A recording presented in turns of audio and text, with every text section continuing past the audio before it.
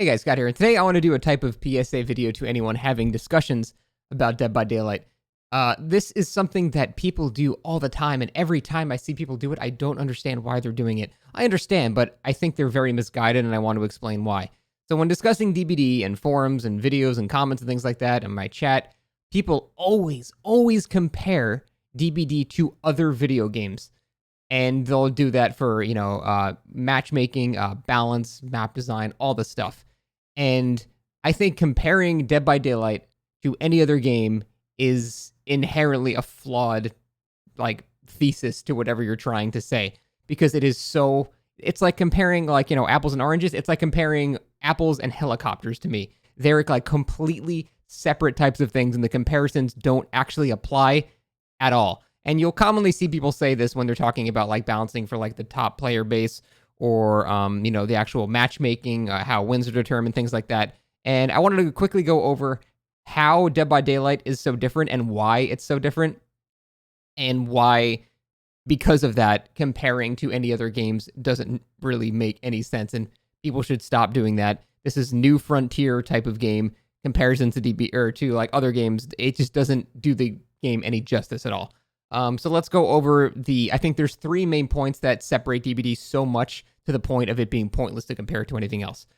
First, Dead by Daylight is probably the only game in existence. I mean, I'm sure there's more, but not that I really know of other than the ones in this genre.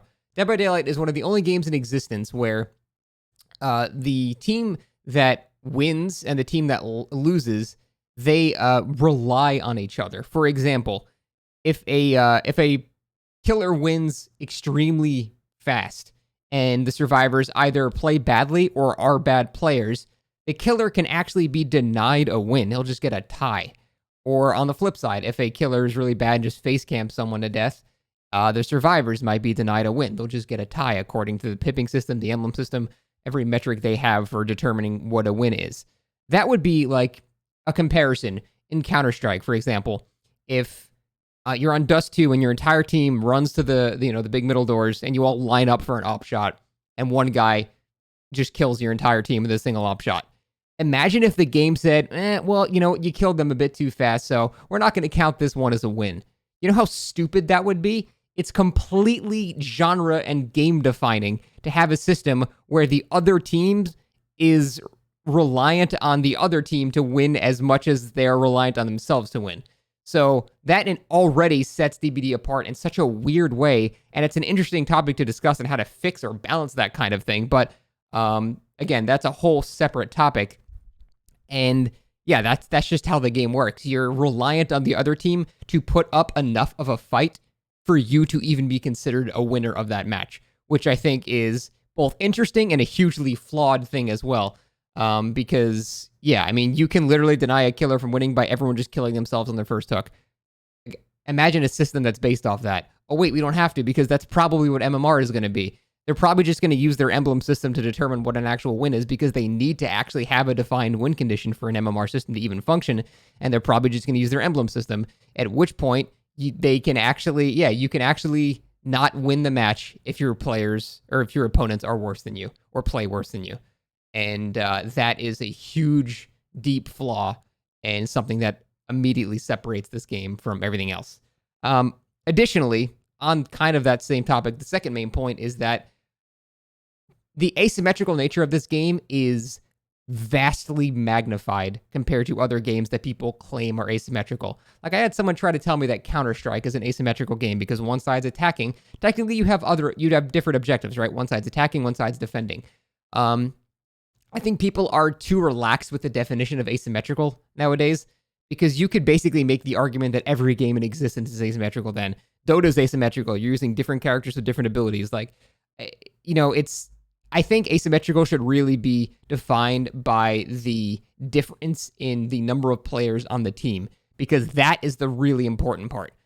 For example, if you are, again, in Counter-Strike, if one of your teammates is picked off early, like they get opt at the double doors or something like that. It's that sucks, but your team can still easily win. I've seen aces in competitive tournaments, huge tournaments, where one player kills the entire other team. It's not super common, but it is a possible thing to do.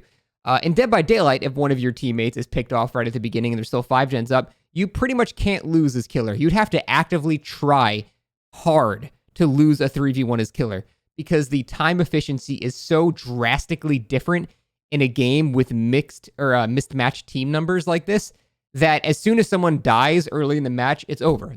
That's why so many killers try tunneling and stuff like that, because it's objectively the easiest way to win. Because I'm saying this with full like belief in what I'm saying. I don't think you can lose a 3v1 when there's 5 gens up. It's almost impossible. You would have to be a brand new player who probably wouldn't have gotten a kill that quick anyway, or you're just fucking around or trying to do something stupid. Because the time efficiency gets destroyed as soon as one player dies in this game. Where, again, in Counter-Strike, if one player dies, oh well, that sucks, but you can still easily win. The time to kill is very fast. One player can kill the entire team, and it happens, like I said, in pro tournaments. It's a very realistic thing. But the reliance on all of your teammates being alive in this game immediately separates it from almost every game in existence. There are very few games where your teammates dying are as detrimental as it is in this game. Like, don't get me wrong, your teammates dying in any game is certainly not a good thing. In Dota, if you're in a big 5v5 fight and one of your teammates is not there, it's certainly going to be harder to win, but you can still win a fight. If you time ultimates right and you get everything, set up perfectly, you can still win the match. Dead by Daylight, not the case. Another huge differentiating factor for this game compared to other games that completely separates it and makes discussions comparing them not even really relevant. And finally, possibly the biggest thing is the RNG. Here's the thing. RNG is in a lot of games, and it's even in a lot of very competitive games. Dead by Daylight, however, is built on RNG. It's a core defining characteristic of the game. The developers have even said this. They enjoy the chaotic nature of map design, and they even said that they wanted to design a system at some point that rewarded people for getting less fortunate with that chaos, or reward people less for getting more fortunate. Of course, they never did that. But they word for word said that they wanted to do that because they like the chaotic nature of, map generation and things like that. The thing is, though, apply this to any other game that's considered, a competitive game, like a high-tier competitive game, right? Think about if you had a map in, in StarCraft. What if one side spawned with more rich, mineral nodes or something like that? Or, in Dota, one side just spawned with an additional tower or something like that. It would completely destroy the game's balance. It would ruin it entirely. And yet Dead by Daylight thrives on that. It is based almost solely on that. You could have one map that has, 15 pallets on it, and they're all great, and you have long old jungle gyms connecting to each other and things like that. And then you could have the exact same map spawn with none of that shit the next time. The RNG is not part of Dead by Daylight. It defines the entire game. That's why when people say, well, there's RNG in Hearthstone and stuff like that, and those games still have tournaments and stuff like that. Yeah, it's because those games have RNG. Card games, just by definition, just sort of have RNG. But Dead by Daylight is built on that. It's reliant on RNG. And the more apt comparison would be like if you started your match in Hearthstone with half your deck or something like that. That would be a more accurate comparison to how the luck in this game goes. You just simply have less resources. Or in StarCraft, for example, you just spawn with like half the mineral nodes you're supposed to, so your income is halved.